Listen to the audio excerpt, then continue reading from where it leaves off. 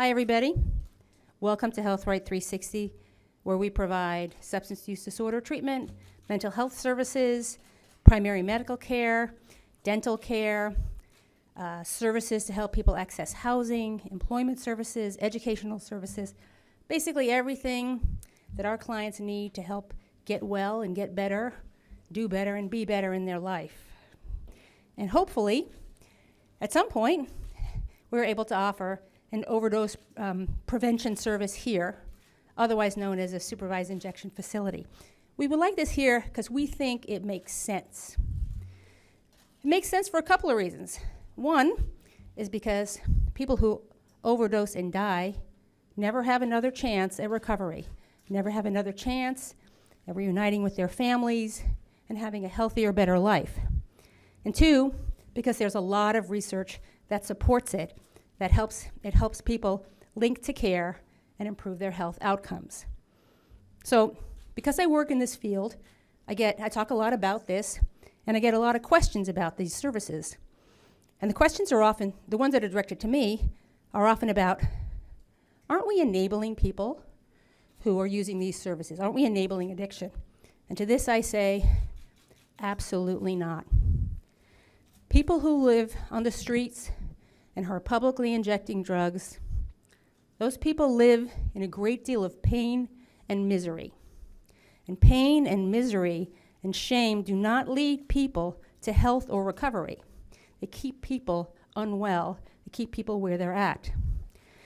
It's really hope that brings people to health and recovery. It's hope and a belief in a positive, different future.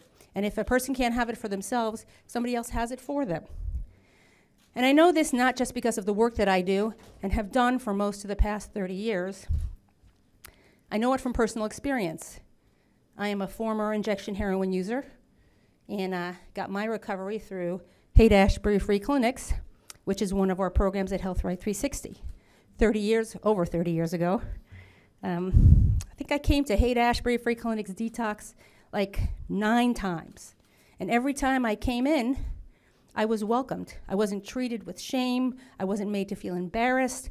I wasn't humiliated. I was welcomed with love and compassion and support. So then on the 10th time, when I thought, I can't do this anymore, there was someone there who I trusted, who I'd built a relationship with, who said, maybe it's time to try something else. And because I trusted them, I did. They went on to Walden House, again, one of HealthRIGHT 360's program. Like, I really didn't think I'd end up doing this job from those days. But it was because I trusted them that I believed in what they had to say, and they went on, and I've been drug-free for the past 33 years. So it's really hope that brings people to health. It's hope, not shame. And it's what these supervised injection facilities will offer. Health and hope to those who live on the margins. Now, I'd really excited to have these incredible, courageous elected officials and policy advocates behind me who have really stepped up in the face of a national epidemic. An opioid overdose epidemic is a public health crisis. And these folks have had the foresight and courage to bring legislation to the forefront that would help address this issue in AB 186. So I'd first like to welcome the author of the bill, Assemblymember Susan Eggman. Susan Eggman, listen, when I went into recovery, one of the things I did, I went back to school, and I went to graduate school, and I got a master's in social work. And so I might be a little biased when I say I think that social workers make some of the best policymakers. So I'd like to welcome the sponsor of the bill, the original author of the bill, to talk a little bit about it. Assemblymember Eggman. Good morning, everybody, and thank you for that warm welcome, and thank you for having us in this great facility.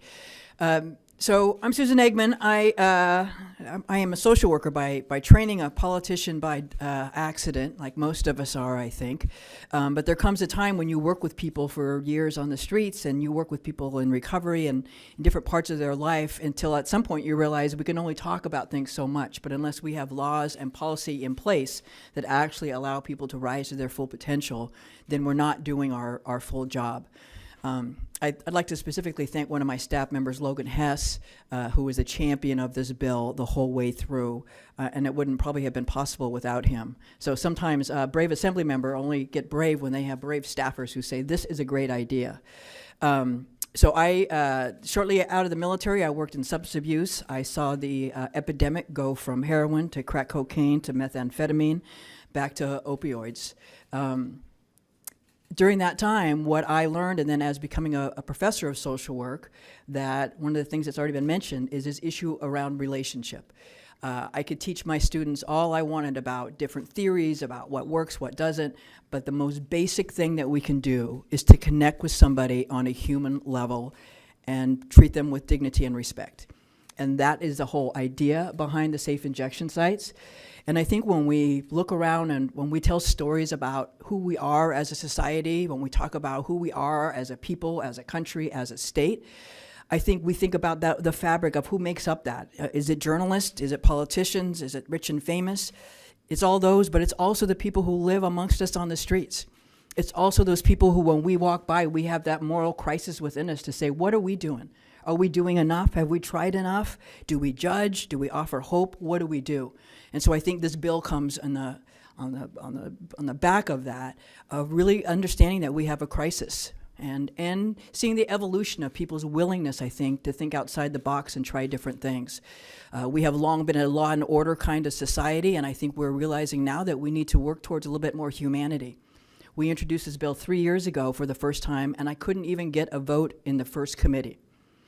And again, when we started, the bill was much broader to say, let's go statewide. Last year, we came back and said, let's just try 9 counties. And when we were finally able to pass it, it was one city, one brave city, San Francisco, who was willing to do this. Also recognize you have a crisis, and recognizing again that people who live on the street, addicts, are part of the fabric of our culture. They are going to be the story of what we tell about ourselves in 20 and 30 and 40 years. And so it's really incumbent upon all of us to use all the resources we have, I think, to be able to treat people with compassion, to keep them alive that one more day. Everybody out there is somebody's son or daughter or father or mother or something. They all have a family. They all have family members who've been waiting for that call, and hopefully this call will be they got into treatment. So I couldn't have done this without a great team behind me. And I'd next like to introduce a tenacious, when somebody says your first term, you should take it easy a little bit. Senator Scott Wiener didn't follow that advice. And so I'd like to introduce my friend and one of the co-authors of this bill, Senator Scott Wiener.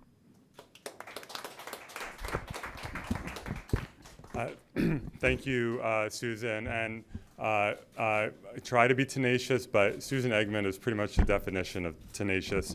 I still don't fully understand how Susan was able to get this out of the Assembly, not once, but twice, 2 different votes. I wasn't 100% confident, but she found a way to do it. And then we almost hit a wall in the Senate. We actually did hit a wall last year and had to park the bill for a year, and we were able to really make the case. We had a great team effort. The 2 of us, also Senator Ricardo Lara, we really made the case, got it out of the Senate, and now it's on the governor's desk, and this is incredibly exciting. And I want to thank HealthRIGHT 360 and Vitka for hosting us here today. This is one of our amazing, amazing health organizations. And I'm proud to represent San Francisco for many, many reasons, but one of the reasons near the top is that this is truly a public health town. This is a city, a community that believes deeply in the power of healthcare, in the power of progressive, forward-looking public health approaches, and we're not scared to push the envelope on public health policy, even if we are ahead, even if we're ahead of other cities, even if the federal government threatens us with criminal prosecution, such as that ignorant New York Times op-ed that Rod Rosenstein crawled out of his cave to publish a few weeks ago, filled with inaccuracies. We did it with needle exchange decades ago because we were experiencing the height of the HIV/AIDS epidemic in this town, and if the federal government was going to stick its head in the sand, we were going to do it the right way here. We did it with medical cannabis These are all situations where we were being threatened by the federal government, where both Republican and Democratic administrations alike were threatening us, were raiding, but we persevered. And then down the line, guess what? Needle exchange is happening in a lot of places. Medical cannabis is being embraced even in Republican states.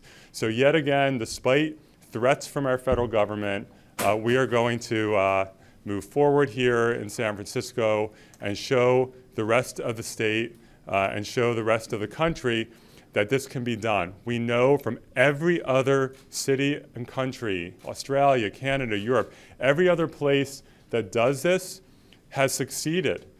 Safe injection sites lower crime rates, lower infection rates, get people into recovery. This is exactly where we should be going. And I am just so proud of the legislature for doing this. We are urging our great friend, Governor Brown, to sign AB 86. The governor has spoken to me repeatedly about the syringe and the public injection crisis that we have here in San Francisco. He's seen it with his own eyes. This is a governor who believes in progressive alternatives to incarceration. He understands that the war on drugs failed, that drug addiction is not a criminal issue, it's a health issue, and we have to take a public health approach to addressing it. And of course, what we did in the legislature was simply giving permission to say under state law, it's legal. But nothing happens without local leadership. And we are so lucky here in San Francisco to have a mayor and to have a board of supervisors who are solidly behind this idea. And it's now my honor to introduce and bring up our great mayor, someone who I have known for about 15 years now, back to when we were both little political babies. And we are now, I think, thankfully in a position where we can work on these issues. And just not that many mayors would take office, and one of the first things that they would push would be a safe injection site. But London Breed understands that the way we've been doing things, it hasn't worked. We have to try new things if we're to address the situation on our streets. And I want to thank Mayor Breed for her leadership on this and so many issues. So Mayor London Breed. Thank you. Thank you, VidCup, for opening up the doors of HealthRIGHT 360 and allowing us to hold this event here, and all that you do for San Francisco. I remember when HealthRIGHT 360 was actually Walden House. And I spent a lot of time helping people in my community and family members get into treatment at Walden House. And I do really appreciate the approach to focusing on health and trying to get people healthy. And that's why the name is so fitting, HealthRIGHT 360. I remember when you changed the name, and I kept calling it Walden House, but now I'm calling it what it needs to be called, and that is HealthRIGHT 360. Getting the health of citizens here in San Francisco who sadly struggle with drug addiction healthy. And I want to thank our leaders in Sacramento, including Susan Eggman and Scott Wiener, for their consistency in pushing something that is going to help us get to a better place in San Francisco. When I served on the Board of Supervisors on a regular basis, I would get complaints about the number of needles on the streets. I would get complaints about the number of people shooting up on the streets. And in certain instances, some programs and other folks would be out there talking to individuals, trying to get them help, trying to get them support. And sadly, it hasn't worked. What we've been doing in San Francisco, and I think in many places, hasn't worked. I was basically not completely sold on safe injection sites initially until Laura Thomas over here from Drug Policy Alliance kept bugging me and bugging me and bugging me to get to Vancouver to see exactly what it entails and look at the data and how it's actually been effective. And I was very surprised at how impressed I was with not only the numbers, but the facility. 0 overdoses in those facilities. Over 3,500 people referred to detox who have not come back through their system. The compassion of the people who work there, And it just made all the difference for the people who I had spoken to who said they wanted to get clean and sober, and they knew that they had a place to go. They knew that they had people who respected them, who supported them, and that would help them when they needed the help. And so such a major difference in terms of the before and after photos, the look, the conversations. This is something that I know will make a difference. What we're doing right now isn't working. And I know it makes people uncomfortable. It makes me uncomfortable. But I feel like here in San Francisco, we have to be willing to try new things.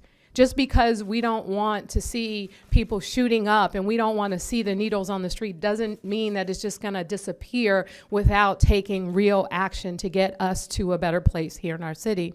So it's going to take a lot of work, and this is one tool that is going to be so significant in helping us here in San Francisco with state laws that get in the way of real progress. And so I want to thank our leaders in Sacramento, and I also would like to thank David Chu for his work and his support, because this narrowly made it through the Assembly and the Senate, and we are so grateful for their work. And we are here today to encourage our Governor, Jerry Brown, to sign this legislation. This is really going to make such a huge difference, and it gets us one step closer to the reality of a real site here in San Francisco, something that we are long overdue to try, something that we have the will and people want to see happen, but we just don't have all of the tools necessary to get to a better place. So here we are today, and I am so looking forward to making sure that as soon as we are able, we will open a site here in our city, and we know we have some amazing partners that we will continue to work with, but more importantly, we want to make sure that we protect our great organizations as well. And with that, I'd like to introduce Assemblymember David Chu, who has been just an incredible leader in Sacramento on this issue as well as others that have impacted our city. Assemblyman David Chu. Thank you, Madam Mayor. And let me first start by thanking all the health advocates who are here for your vision and your tenacity and your courage, and thank HealthRIGHT 360 for helping to host us. And I want to welcome Susan Eggman to San Francisco and thank her, as has been mentioned before, for her courage. As we were just recounting, I was the first San Francisco legislator to cast a vote publicly to support this in the Assembly Health Committee. And as I had shared with her before the vote, as I shared publicly during the committee, as a former prosecutor, I had some initial questions about this policy. It is initially counterintuitive until you stop to think about it. And before that vote, I actually pulled down many of the studies that you have heard about of Vancouver, of Sydney, from Canada, Australia, and Europe that show demonstrably that the health data, the health facts, suggests that we have to do this. As the chair of the Assembly Housing Committee, we all know that our challenge of chronic homelessness, not just on the streets of San Francisco, but around California, are exacerbated because of individuals who are addicted to drugs. We need to try new things. And as I said on the Assembly floor this past week, people are dying on the streets of our state, on the streets of our city. We have to be willing to innovate, but innovate with facts and innovate with science. I also want to thank the courage of my colleague, Senator Wiener, who has been so tenacious in leading his colleagues along. And I also want to thank Mayor London Breed. If I had $1 for every time she risked on the campaign trail running for mayor the importance of moving this idea forward, we would probably be able to fund another campaign in San Francisco. And the courage of San Francisco in moving forward this important and, dare I say, this historic idea. This is a historic moment. If Governor Brown signs this bill, we will be able to move forward with an innovation that is rooted in science and facts. It was not long ago. In fact, in recent years, it was not long ago when an abortion, medical marijuana, and needle exchange were considered illegal in the state of California. And we are here making history to say that public health should win, that science and facts should win. And it is my hope that with this pilot program, San Francisco will lead, California will lead, and the rest of the country will hopefully follow in bringing true dignity and true health care to those who desperately need it.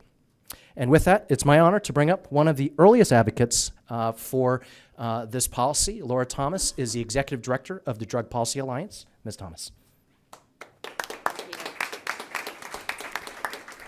Thank you.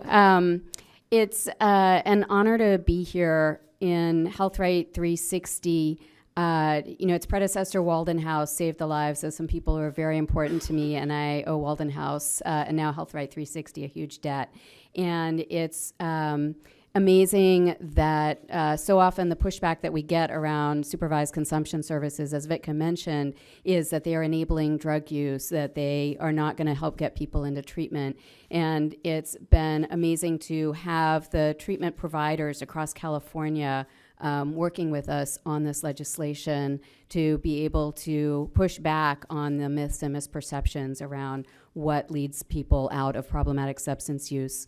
So I'm Laura Thomas. I'm the Interim State Director for the Drug Policy Alliance. We're one of the co-sponsors of this bill, along with Harm Reduction Coalition, Project Inform, Tarzana Treatment Center, the California Society of Addiction Medicine, and the California Association of Alcohol and Drug Program executives. And together, we did the groundwork for this campaign, but we relied so heavily on the leaders, the leadership, and the tenacity that you've already heard about.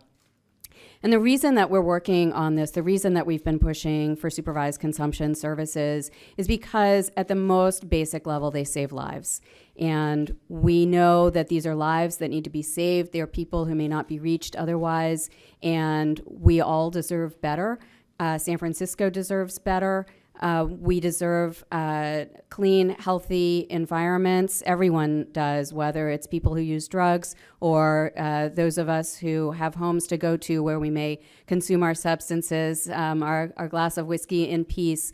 And so this is a new idea for us here in San Francisco, but it is not a new idea. You've heard the research referenced. There are now well over 120 of these sites around the world. They've been in place for 30 years, and the first one started in 1986 in Bern, Switzerland. And so we have a wealth of information and experience to rely on as we move forward here in San Francisco. But in order for that to happen, we need the governor to sign this bill. And we need to stand up to a Trump administration that is doing a lot of saber rattling and threatening us. This is par for the course with this administration. And I am grateful to live here in San Francisco, where whether it's about the environment, it's about same-sex marriage, it's about immigration, it's about access to medical marijuana, or it's about supervised consumption services. Our leadership, our population, the people who live here, will push forward to do the right thing. And so I'm grateful to live here in San Francisco. I look forward to many of these sites opening around the city. I'm excited to figure out what kinds of models and locations will work best for us. And I look forward to being able to provide people who use drugs in San Francisco with better options. These sites work for everyone. If you live in a neighborhood that has where you're seeing needles discarded on the streets and people injecting, then your neighborhood is probably a good location for one of these sites. If you're not seeing that in your neighborhood's probably not a good location for one of these sites. But I think everyone understands that people who are injecting on the street, that they're doing that because that is their last resort. They don't want to be injecting on the street. They don't want to be injecting in public. They don't want to be injecting where children may see them. And they desperately want to have safer options, such as a supervised consumption service. So I'm happy to answer any questions about the statistics and the research, but I know that many of you have covered that as well. And I also want to give a shout out to Glide and the Capital One design firm that developed and hosted, along with many of us, the prototype supervised consumption overdose prevention program that many people were able to tour last week. It was really gratifying to see so many folks from local elected officials to members of the community to people who use drugs able to tour it and see what it would really look like. So I'm hoping that that goes a long way to help addressing some of the misperceptions around this. Thank you.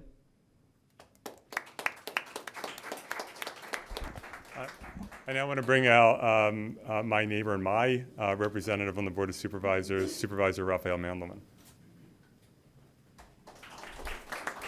Hi, everyone. I'm going to be very, very brief. I'm here, when Senator Wiener told me about this event, I definitely wanted to be here.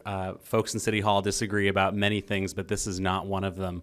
And we all know that the situation in San Francisco on our streets is intolerable. It's intolerable for folks who are dying, and it's intolerable for neighbors who are finding needles strewn throughout the city. We know the war on drugs has failed, and although folks in Washington might like to continue to try to pursue that war, they're not giving us the help that we need to clean up our streets and get care for folks who need it. So I'm so proud as a San Franciscan that we have such tremendous leadership from our mayor and our state senator and our assemblymen around this issue. And I'm so proud as a Californian that Assemblywoman Eggman has demonstrated such leadership around this, and I'm hoping that San Francisco will move forward soon with implementation and can demonstrate that it works as a pilot, and that it will then be something that other cities in California can benefit from. So, thank you very much. Okay, that concludes press conference. If there are any questions, we're happy to take them or separately. Yes. Quick question. If the governor does sign this, how long will it take to actually get a site up and running? Madam Mayor, you want to? So we are having some challenges, as you know, with federal law and making sure that if the governor signs this, we have all the tools that we need on the state and local level. We need to make sure that the people who are going to be working at these sites are protected. So we're just trying to address that particular layer of challenges, but we're ready to go. We're ready to go. We're ready to move forward. We have a lot of support, and we're hopeful that we can get one open sooner rather than later, but I can't give you a specific time just yet. What about the funding? A lot of people are concerned about taxpayer money going toward this. So we have identified some resources to help assist in the funding for this site, and it is at this time, it will probably not necessarily come from our city's budget. Okay. Thank you very much. I have a question. Yes. Yeah, hi, for Assemblywoman Eggman. Could you talk a little bit about other cities beyond San Francisco and the possibilities for them, because it's a statewide thing, obviously? Actually, it didn't pass as a statewide thing. We had it statewide 3 years ago when we first started. Not statewide, I mean other cities, a few places. In the U.S. or in California? The few places outside of San Francisco. There are some other counties, right? Not within California. That was not what we were able to get across the final. It is just San Francisco, right? It went from statewide to 9 counties to 1 county. So it's called a compromise in passing legislation. Okay. And of course, we hope that after we do this pilot, we can show the rest of the state how it's done. Thank you very much, everyone. Thank you.